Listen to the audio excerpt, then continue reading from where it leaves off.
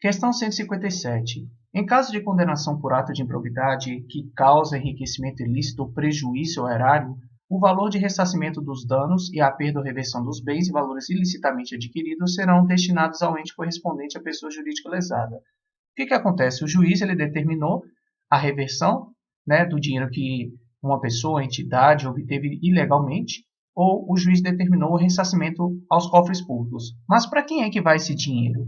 Esse dinheiro vai, por exemplo, para o município, para o Estado, para o Distrito Federal, para a União? Ou esse município vai diretamente para a pessoa jurídica lesada? Digamos que eu tenho a autarquia do Estado de São Paulo, e aí determinado réu foi condenado. A quem esse réu deverá pagar? Ao Estado de São Paulo ou à pessoa jurídica lesada? A gente vai ver a resposta no próximo slide, de número 329, que o artigo 18 da Lei 8.429 diz: a sentença que julgar procedente a ação fundada nos artigos 9º e 10º desta lei condenará ao ressarcimento dos danos e a perda ou reversão dos bens e valores ilicitamente adquiridos, conforme o caso, em favor da pessoa jurídica prejudicada pelo ilícito. Então, no final das contas, não é o ente correspondente à pessoa jurídica que vai receber, mas sim a pessoa jurídica prejudicada pelo ilícito. Até porque, imagine se o dinheiro fosse para o Estado de São Paulo. Quem diz que o Estado de São Paulo vai aplicar esse dinheiro em coisas que são de interesse da pessoa jurídica lesada?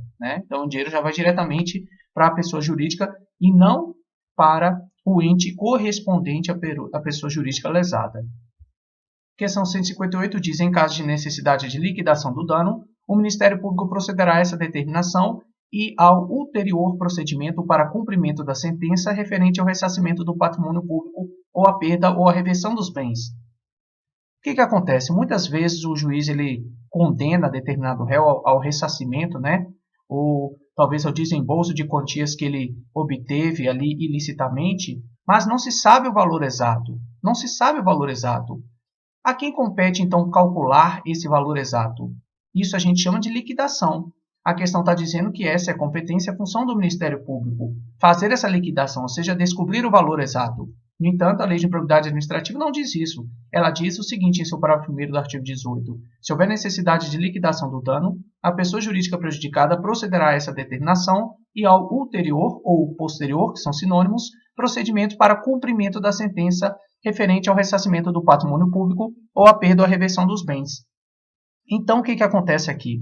A gente aprendeu anteriormente que a Lei de Improbidade Administrativa diz que é competência do Ministério Público processar, ou seja, entrar com a ação de improbidade administrativa na Justiça. No entanto, a Lei de Improbidade Administrativa diz que, se houver necessidade de se fazer o cálculo, de se estimar o dano, o valor exato, quem vai fazer isso vai ser a pessoa jurídica prejudicada. Agora, lembre-se que eu tinha dito anteriormente que quando a gente estudou lá as penalidades, as sanções que seriam aplicadas a depender de cada espécie de ato de improbidade administrativa, o juiz determinaria o valor. Quando eu dizia que o juiz determinaria o valor, não é que o juiz ele mesmo iria fixar este valor. Ele determina que seja fixado o valor. Então, no final das contas, se houver necessidade de liquidação do dano, aí sim é a pessoa jurídica prejudicada que vai estimar. Mas lembre-se que o Ministério Público ele já colocava um valor inicial ali na sua petição inicial. E aí o juiz também ele iria analisar todos os fatos, ponderar todos os elementos do processo e no final das contas ele fixava lá o valor na sua sentença. Mas se houver necessidade de liquidação do dano, é a pessoa jurídica prejudicada quem vai fixar esse valor, quem vai falar para o juiz, na verdade. Ela não vai nem fixar o valor, ela vai falar para o juiz: olha, meritíssimo, o valor é de tantos milhões de reais e tantos centavos. E aí o juiz, no final das contas, ele dá lá o despacho dele, obrigando ao réu ao pagamento. Agora, tem que lembrar que essa pessoa jurídica, além de ela fazer essa conta aí, se houver necessidade de liquidação do dano, ela também tem que dar continuidade ao procedimento para justamente que haja o cumprimento da sentença. Ela vai lá e peticiona, entra com documentos lá no âmbito do processo judicial para movimentar, impulsionar esse processo. Agora, outro detalhe que eu tenho que dizer é o seguinte: a gente aprendeu anteriormente que na Lei de Improbidade Administrativa a gente tinha um dispositivo que dizia que era competência só do Ministério Público ingressar com a ação de improbidade administrativa. Olha, eu não sei a data que você está assistindo esse vídeo, mas agora em agosto de 2022, o STF está julgando justamente essa questão. Será que é só o Ministério Público que pode ingressar com a ação de improbidade? E aí tudo leva a crer, né? Ainda tem uma questão de placar, de votação lá dos ministros, mas tudo leva a crer que muito provavelmente esse artigo que limita o ingresso de ação de improbidade por parte do Ministério Público, ele vai cair por terra. Por quê? Anteriormente eu tinha dito que no texto antigo da lei de improbidade, a gente via que a entidade lesada também poderia ingressar com ação de improbidade. Então lembre-se que a lei de improbidade diz que só o Ministério Público pode fazer isso, mas o STF está julgando e muito provavelmente pode ser que a pessoa jurídica prejudicada ela venha também no futuro ganhar esse direito de ingressar na justiça, né, contra a pessoa que lhe causou dano e etc.